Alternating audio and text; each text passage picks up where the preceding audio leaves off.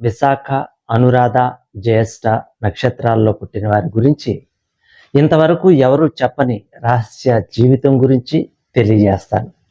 మరి ఆ video notification రావాలంటే మీరు తప్పకుండా సబ్స్క్రైబ్ చేసి ఆల్ అనే ఆప్షన్లో సేవ్ చేయాల్సి ఉంటుంది.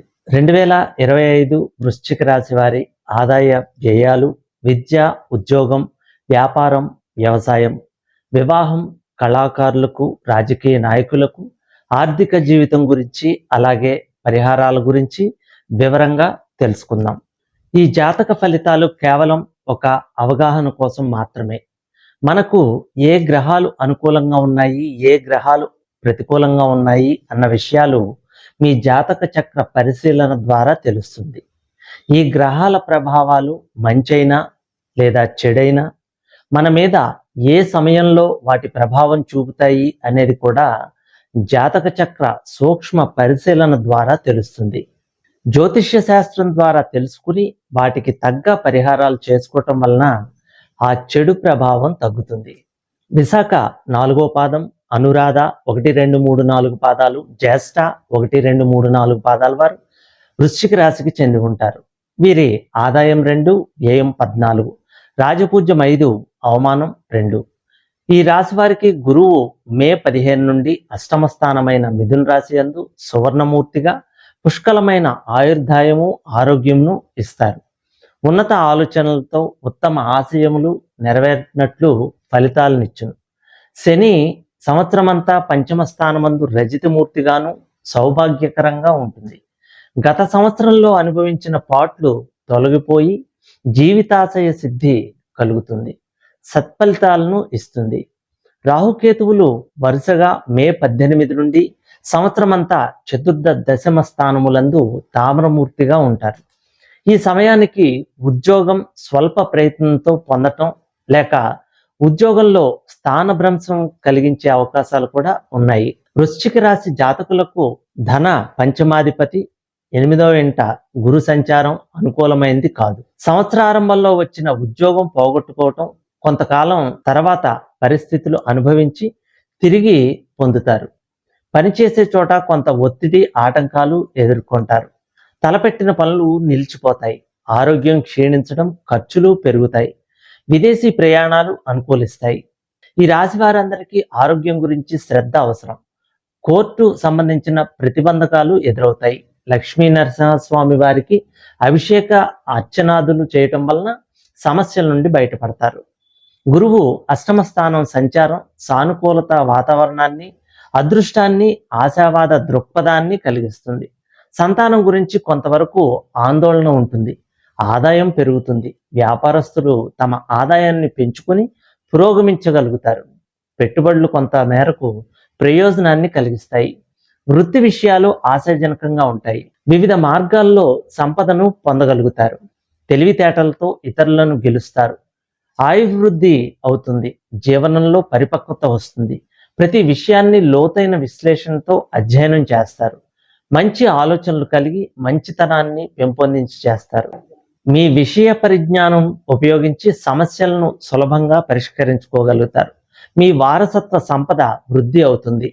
లక్ష్మీ నరసింహస్వామి వారి దీక్ష లేక ఉపాసన తీసుకుని ఆరాధిస్తే బలహీనతలను, సవాళ్లను అధిగమించి అన్నింటా జయం కలుగుతుంది. రాహు సంచారం ప్రభావం వలన ఛాతీ, ఊపిరితిత్తుల సంబంధ సమస్యలు ఎదురవుతాయి. కుటుంబ వాతావరణం కొంత మేరకు ఇబ్బందికి లోనవుతుంది. వృశ్చిక రాశి వారికి కేతువు దశమ స్థానంలో ఉండటం వలన మిశ్రమ ఫలితాలను ఇస్తుంది.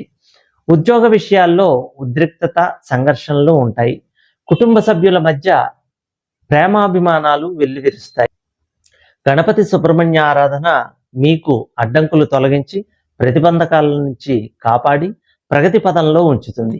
ఈ సంవత్సరం ఉద్యోగులకు అష్టమ గురువు ప్రభావం అంతగా ఉండదు. ప్రమోషన్లతో కూడిన బదిలీలు కేంద్ర ప్రభుత్వ ఉద్యోగులకు బాగుంటుంది. కావలసిన ప్రదేశాలకు బదిలీలు అవుతాయి. అధికారుల మన్ననలు, అలాగే గృహ కుటుంబ సౌఖ్యం కలుగుతుంది. గృహ లాభాలు, ప్రైవేట్ కంపెనీల యందు పనిచేయ వారికి జీతంతో పాటు హోదాలు పెరుగుతాయి. హోదా పెరగటంచే మరొక కంపెనీకి మార్పు ఉంటుంది. స్థాన చలనములు లేదా గృహ మార్పులు తప్పవు. పర్మనెంట్ కాని వారికి ఈ సంవత్సరం పర్మనెంట్ కాదు. నిరుద్యోగులకు ఈ సంవత్సరం కొంత పర్వాలేదు అనిపిస్తుంది. ఏదో ఒక ఉద్యోగం లభిస్తుంది.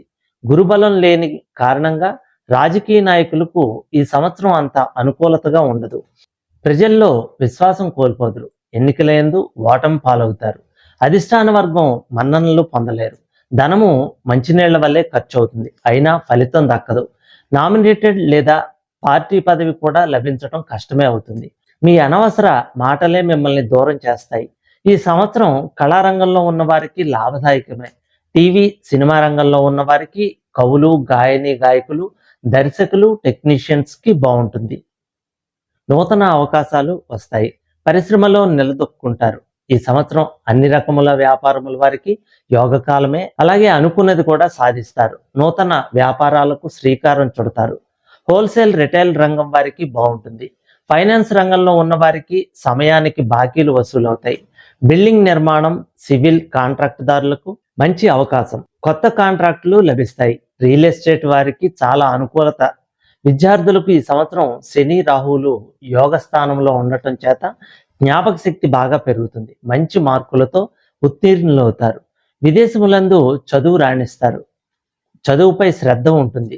ఒక్కోసారి నిర్లక్ష్యం చేయటం వలన మధ్యలో మార్కులు తగ్గుతాయి.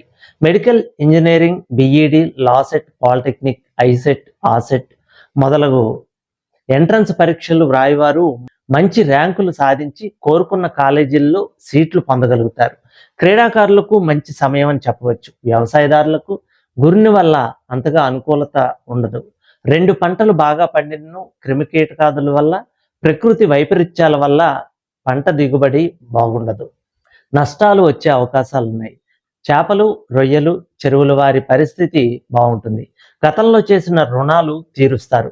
పౌల్ట్రీ రంగం వారికి మిశ్రమ ఫలితాలు ఉంటాయి. స్త్రీలకు ఈ సంవత్సరం అన్ని వర్గాల వారికి బాగుంటుంది. కుటుంబంలో మీ విలువ పెరుగుతుంది. శని రాహు ప్రభావం వల్ల పట్టిందల్లా బంగారమా అన్నట్లుగా ఉంటుంది. విలువైన వస్తువులు లభిస్తాయి. ప్రతి ఒక్కరూ మీ యొక్క సలహా తీసుకుంటారు. మిమ్మల్ని చూడగానే ఇతరులకు ఒక ప్రత్యేకమైన దృష్టి కలుగుతుంది. వివాహం కాని స్త్రీలకు ఈ సంవత్సరం ఖచ్చితంగా వివాహం జరుగుతుంది. కుటుంబంలో సఖ్యత, భార్యాభర్తల మధ్య సరైన అవగాహన ఉంటుంది. గతంలో విడిపోయిన వారు కలుసుకుంటారు. ఉద్యోగాల్లో ఉన్నవారికి అనుకూలంగా ఉంటుంది. పై అధికారుల మన్ననలు, ప్రమోషన్లు, బదిలీలు మీ ప్రతిభకు తగిన ఫలితం ఉంటుంది. మొత్తం మీద ఈ సంవత్సరం అన్ని విధాలుగా యోగదాయకమే అని చెప్పవచ్చు. అష్టమ గురువు అపకారం చేయడు. శని రాహువులు బలీయంగా ఉండటం వల్ల ఎంతటి పనులైనా సులువుగా పూర్తి అవుతాయి. గత 2.5 సంవత్సరాల కంటే ఈ సంవత్సరం చాలా బాగుంటుంది. చేయవలసిన శాంతులు, మీపై ఇతరులకు ఈర్ష్య, అసూయ, ద్వేషం ఉంటుంది కనుక శనికి జపం, దానం, హోమం చేసుకోవాలి. శనివారం నియమాలు పాటించడం మంచిది. శివాలయంలో మృత్యుంజయ హోమం, శ్రీశైల క్షేత్ర దర్శనం చేయడం ఉత్తమమైనది. సర్వే జన సుఖినో భవంతు.